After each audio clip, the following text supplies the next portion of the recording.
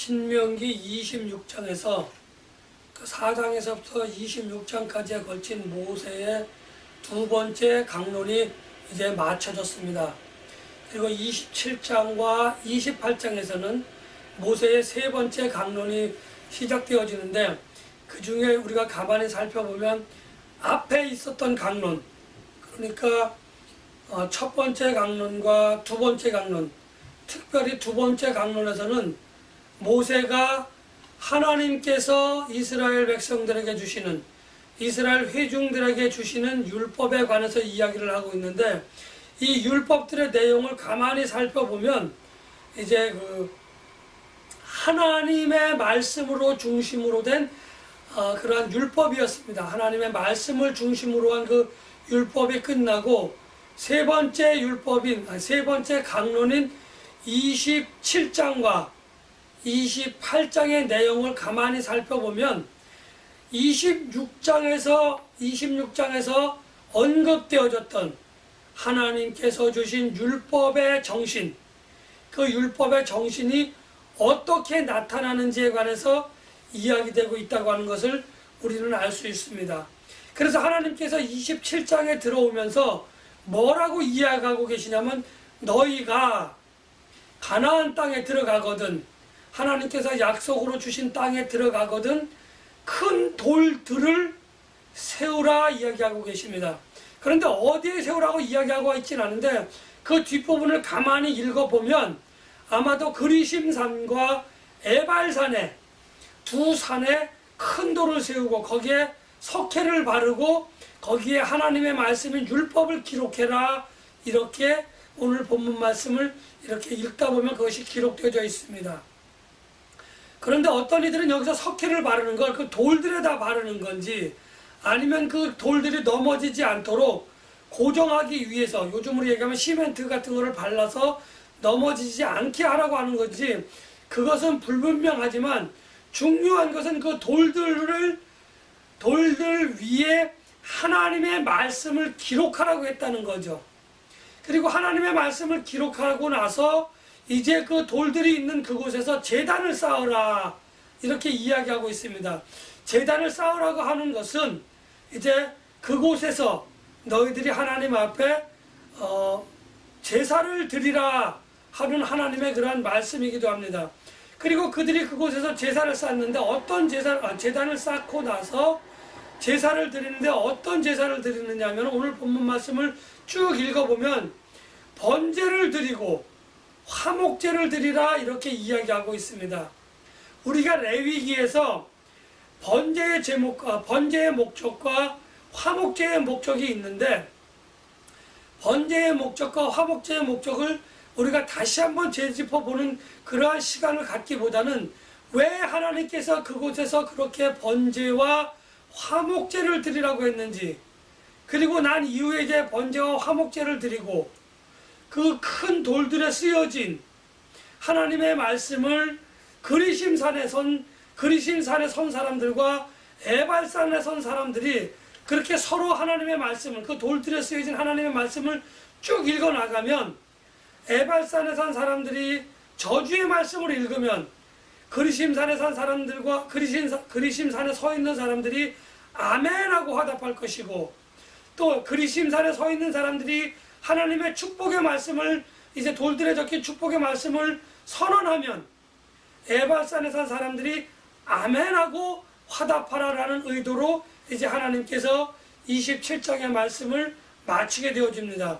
그러면서 하나님께서 뭐라고 이야기하시냐면, 너희들이 율법을 잘 준행하면 축복을 받을 것이고 율법을 준행하지 않으면 저주를 받을 것이다 라고 이야기한 후에 그렇게 선포하도록, 그리고 선포한 것을 아멘이라고 대답함으로 이제 하나님과 이스라엘 회중들 간에 축복과 저주에 관한, 하나님의 말씀을 준행하는 것에 관한 그 약속이 성립이 되어지는 겁니다.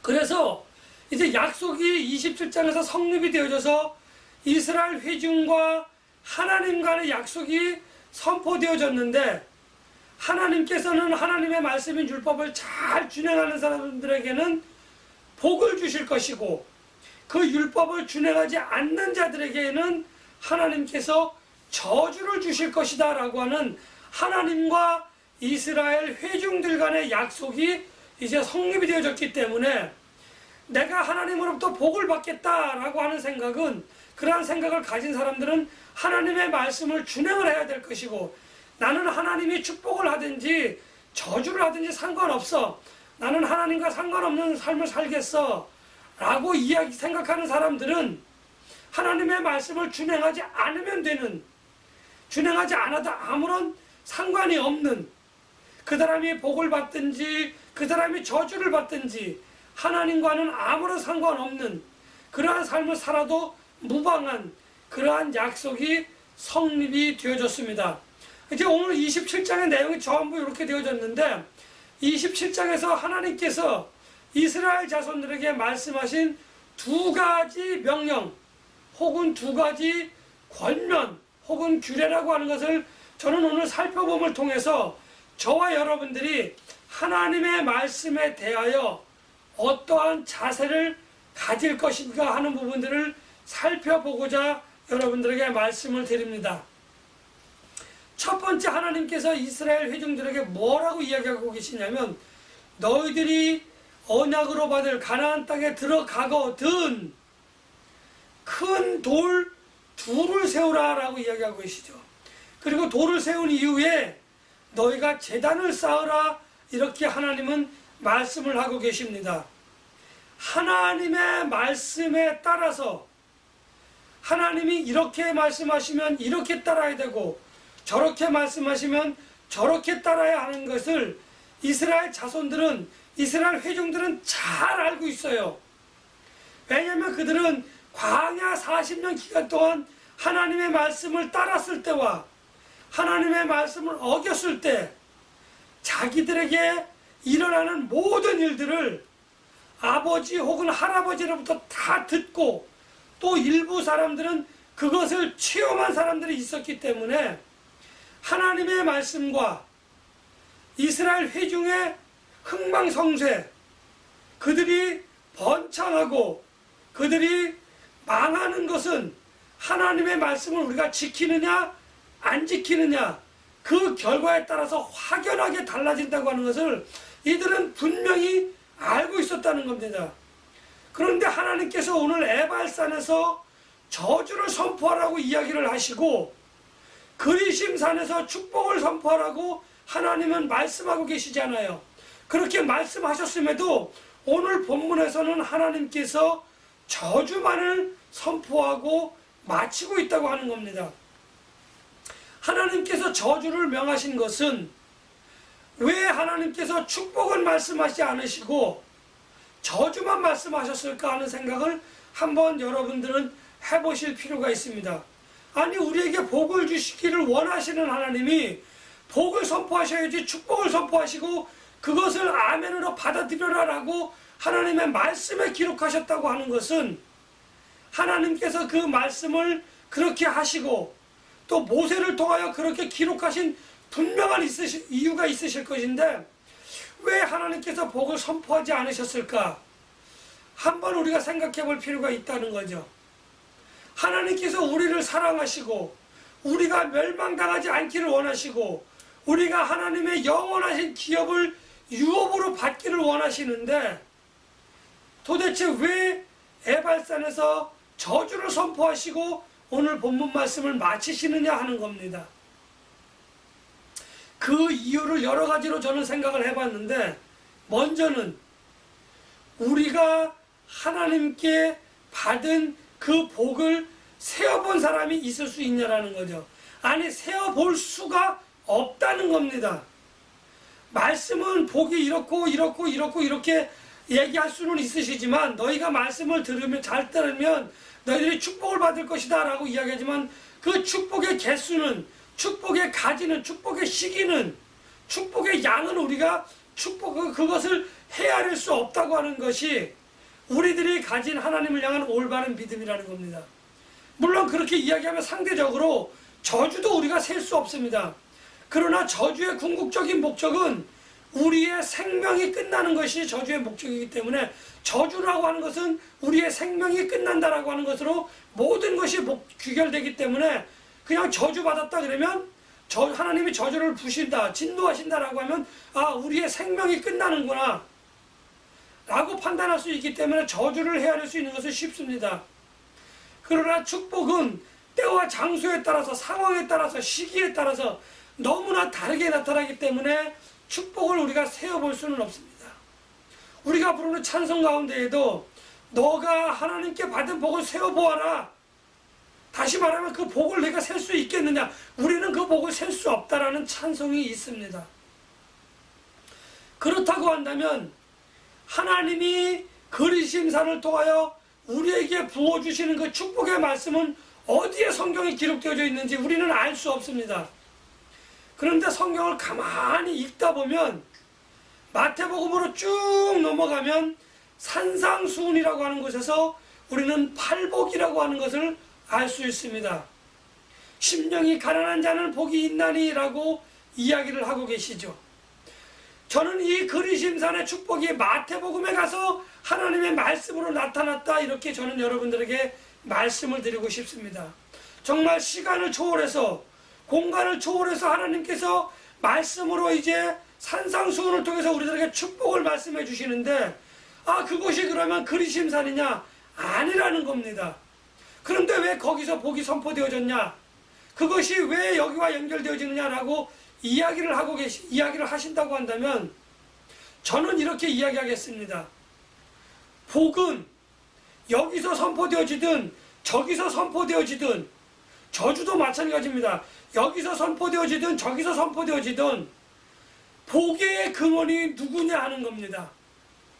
복의 근원은 하나님이에요. 내가 선포한다고 해서 내가 복의 근원이 아니고 나는 하나님의 도구로 선포할 뿐이지, 우리에게 임하는 모든 복의 근원은 하나님 한 분이시라는 겁니다. 성자 하나님이 계신 그곳이 그리심산이시고, 성부 하나님이 계신 그곳이 그리심산이고, 성령 하나님이 계신 그곳이 그리심산이라고 생각한다고 한다면 하나님의 말씀, 하나님이 선포하시는, 하나님이 계신 그곳이 오늘 성경에서 영적으로 그리심산이다, 저는 이렇게 이야기를 하고 싶습니다. 아무튼 하나님께서 산상수훈을 통해서 우리들에게 축복을 선포해 주셨습니다. 이제 우리가 그것을 아멘으로 받아들이고 그 말씀의 진짜 의미를 잘 따라서 그 말씀을 준행한다고 한다면 하나님께서 말씀하신 그 축복을 여러분이 누릴 자격이 있고 저도 누릴 자격이 있습니다. 우리 모두가 산상수훈에서 말씀하시는 그 복을 받아 누리고 그 복을 우리가 받기를 원한다고 한다면 하나님께서 그때 말씀하신 산상수훈의 팔복을 말씀하신 그것을 우리가 따르기만 한다면 된다고 하는 것이죠. 저는 오늘 이것을 여러분들에게 말씀을 드리고 싶습니다. 그 다음에 하나님께서 하나님의 말씀, 축복의 말씀과 저주의 말씀을 너희가 따르기로 했느냐, 그 돌에 적힌 것들을, 그러면 이제 너희가 제단을 쌓아 하나님께 제사를 드리라는 겁니다. 그런데 여기서 제단을 쌓을 때 하나님께서 뭐라고 얘기하시냐면 쇠의 연장을 대지 말라라는 거예요.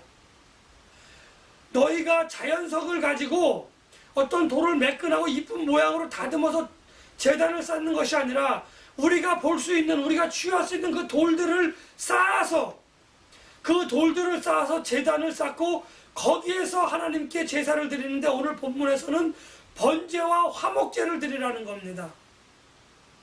하나님께서 쇠의 연장을 대지 말라라고 하신 그 말씀의 의미는, 나는 제단의 크기와 제단의 모양에는 상관이 없다, 너희들이 제단을 아무렇게나 하지 말라고 하는 얘기가 아니고, 제단을 멋있게, 제단을 크고 웅장하게 꾸리지 말라, 나는 그런 것을 싫어한다.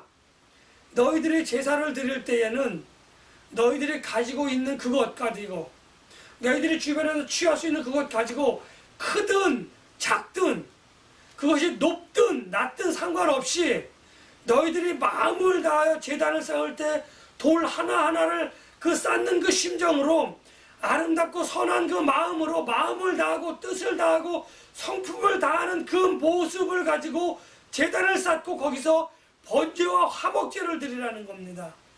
크기와 모양에 상관없이 너희들이 제단을 쌓을 때 가졌던 그 마음을 가지고 하나님을 만나고자 하는 그 마음을 가지고 너희들이 제단을 쌓으라는 거죠.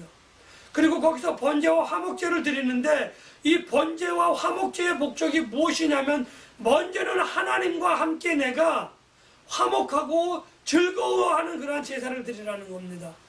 그리고 나중으로 이웃 간의 관계에 있어서 우리 교회 안에 있는 우리 성도들 간의 관계뿐만 아니라 교회 밖에 있는 다른 사람들과의 관계에 있어서도 화목하게 지낼 수 있도록 그렇게 화목한 제사를 드려서 이 두 가지 제사를 통해서 수직적인 관계와 수평적인 관계를 너희들이 회복하고 잘 유지하라라고 하는 그것이 하나님의 말씀이라는 거죠. 그것이 오늘 번제와 화목제를 드리는 그 목적이라고 하는 겁니다. 그 목적에 맞게 오늘 우리는 주일 예배를 드려야 할 것이고 그 목적에 맞게 한 주간의 삶을 우리는 살아야 하는 겁니다.